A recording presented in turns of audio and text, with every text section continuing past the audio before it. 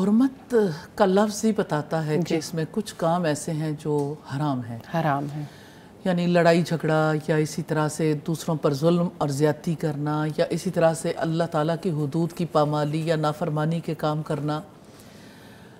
عربوں کے یہاں اس کی حرمت کا خیال رکھا جاتا تھا.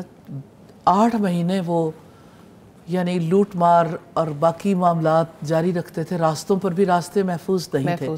لیکن جب حرمت والے مہینے آتے تھے، یہ حج اور عمرے کے مہینے تھے، تو ان مہینوں میں وہ ان سارے کاموں کو روک دیتے تھے.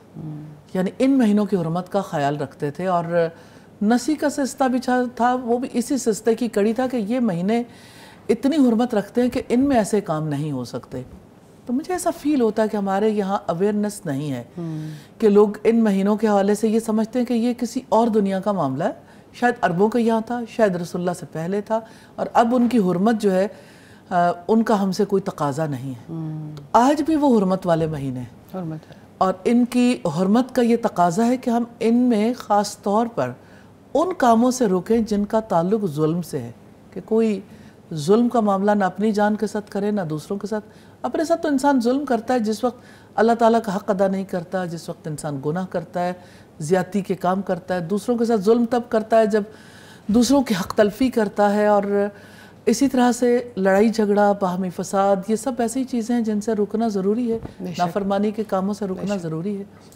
اور اس کے آداب کا خیال رکھنے کے لیے یہ کہ جیسے محرم ہے تو اس کی خاص فضیلت ہے، اور یہ اللہ تعالیٰ کا مہینہ ہے، تو اللہ تعالیٰ کے مہینے میں اللہ سبحانہ تعالیٰ سے تعلق کو مضبوط کرنے والے کام کرنے ہیں. اور مضبوط کرنے والے کاموں میں ایک بہت بڑا عمل روزہ ہے، جس میں عاشورہ کا روزہ تو سب جانتے ہیں اور الحمدللہ بار بار بات ہو رہی ہے کہ یہ ایک پچھلے سال کے گناہوں کا کفارہ ہے. لیکن اس مہینے کے روزے یعنی رمضان المبارک کے بعد سب سے افضل روزے ہیں. یعنی عام دنوں میں بھی اس کے روزے جو ہیں بہت اہمیت کے حامل ہیں.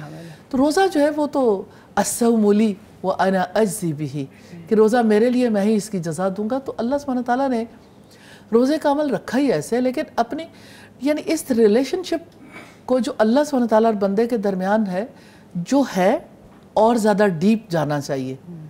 یہ کوئی ایسی چیز نہیں ہے کہ سٹیٹک بس اب ایک تعلق قائم ہو گیا ہمیشہ ایسے ہی رہے گا. نہیں، اس کے لیے کوشش کرنی پڑتی ہے. الایمان یزید و ینقص، ایمان گھٹتا بھی اور بڑھتا بھی ہے. تو ایمان گھٹانے والے کام چھوڑیں اور ایمان بڑھانے والے کام کرنے چاہیے. اور اس مہینے میں یعنی اس وقت کو غنیمت سمجھنا چاہیے. دیکھیں وقت ایسی چیز ہے نا جو دنوں میں، ہفتوں میں، مہینوں اور سالوں میں بدلتا چلا جا رہا ہے، اور وقت ہمارے ہاتھ سے چھوٹ رہا ہے. اس وقت سے فائدہ اٹھانا ہے. نبی صلی اللہ علیہ وسلم نے فرمایا تھا کہ 5 چیزوں کو 5 سے پہلے غنیمت جانو. یعنی وقت سے فائدہ اٹھانے کے لیے ایک بہت بڑی پریکٹیکل ایگزامپل ہے اور پریکٹیکل ایڈوائس ہے. بہت ایڈوائس ہے. بہت بڑی ایڈوائس ہے.